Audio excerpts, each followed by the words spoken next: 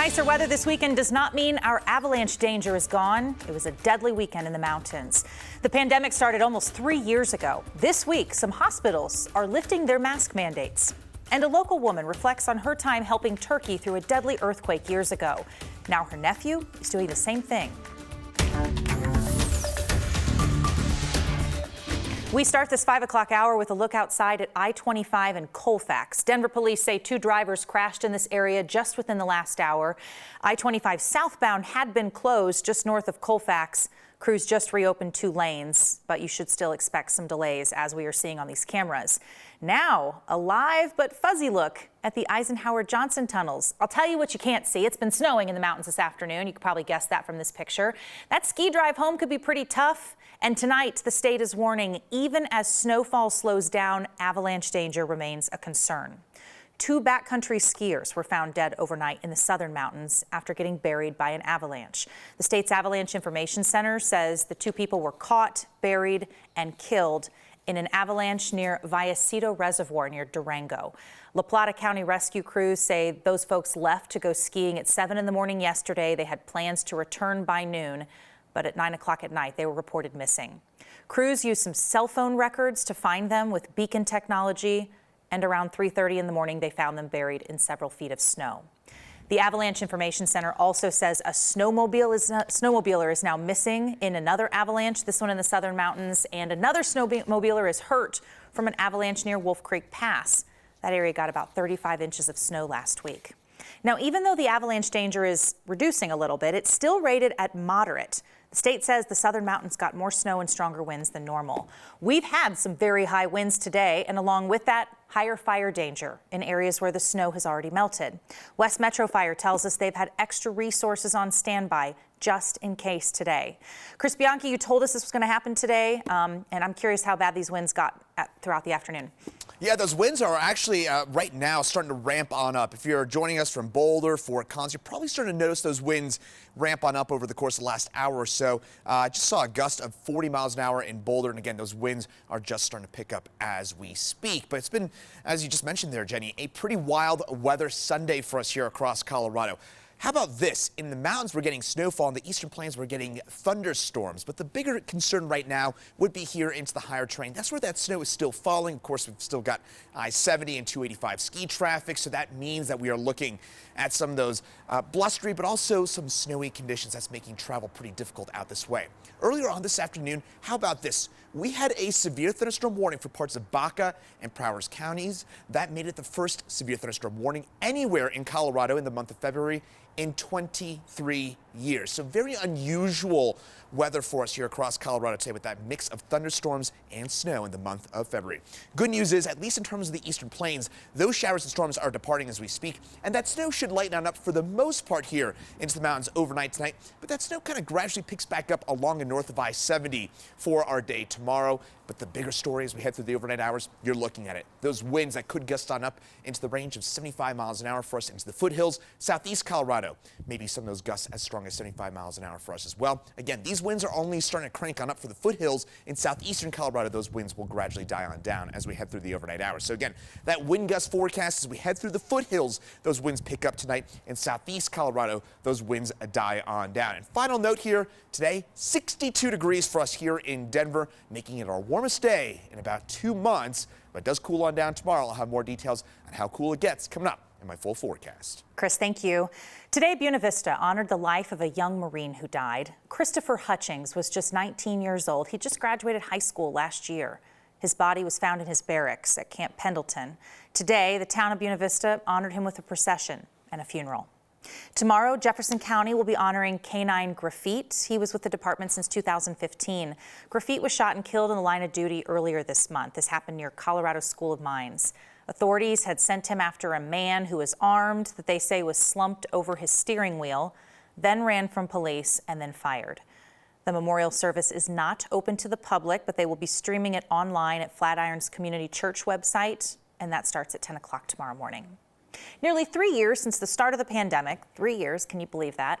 2 major hospital systems in our area are now preparing to lift their mask requirements for patients and staff. So starting on Wednesday, Denver Health says patients can lose the mask if they are asymptomatic. Same with vaccinated staff and visitors. If a patient has respiratory symptoms or if a staff member is unvaccinated, they will still be required to wear a mask. And UC Health, they're lifting their mask mandate for patients and staff starting on Wednesday. They tell us that they are encouraging people who have respiratory symptoms or are not fully vaccinated to still wear a mask. And they say there are certain situations where masks could be required if the patient has an infectious disease. But UC Health says that was always the case, even before the pandemic. This week, one of the donation sites helping some of the migrants coming to Denver will actually be closing down. The Little Saigon community site on Federal Boulevard will accept donations for the last time on Tuesday. That will be open from noon until 5 that day. However, last week, a new donation site opened, so you can still bring donations. This is at the First Baptist Church of Denver. They're accepting donations every Thursday and Friday at the Interfaith Alliance of Colorado office inside. That's the group running the donation site. You can donate items on Thursdays from 10 to 1 or Fridays from noon to 3. The city's website has a request list for the items that they need the most, and they say, please, only donate items on that list. About 50,000 people are now dead following the earthquakes in Turkey and Syria this month. That many people, including some here in Colorado, many of the people have been doing what they can to help collect donations or raise money for people in need. And a Lakewood woman, she survived a major earthquake in 1999 in Turkey, and she went on to help rescue other people. And as 9 News reporter Jaleesa Irizarry now explains, her nephew is now doing the same. It's funny, who has photographs anymore, right? For Beyhan Maybach, pictures are the reminder she needs of her time surviving, then rescuing others in the 1999 earthquake in Turkey. And I hadn't looked at them for a very long time. But it's the old photos that help tell a new story. Because people are in dire condition. That's Gurgan Titis, Beyhan's nephew, who survived the recent quake in Turkey and decided to help. So there was this field hospital for the patients that were affected by the earthquake. What was the hardest thing for you? I'm just curious. We saw a 14-year-old kid rescued from the rubble. Seeing him trying to speak, and he was really deprived of water and food. It was kind of hard to just contain all of your emotions and stay focused while being persons affected. How this affects everyone is different. For Beyhan, it's hard. I'm of course proud of him, but not to get emotional about it. This is not about us, really.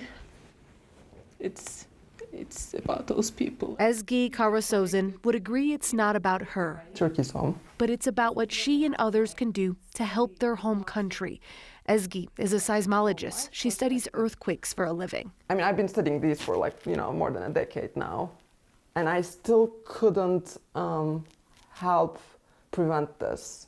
That's the powerlessness that I'm still feeling. These two hope sharing their stories will help others remember what has happened and what is yet to come. Make sure that we won't forget and then keep helping. Jaleesa Irizarry, 9 News.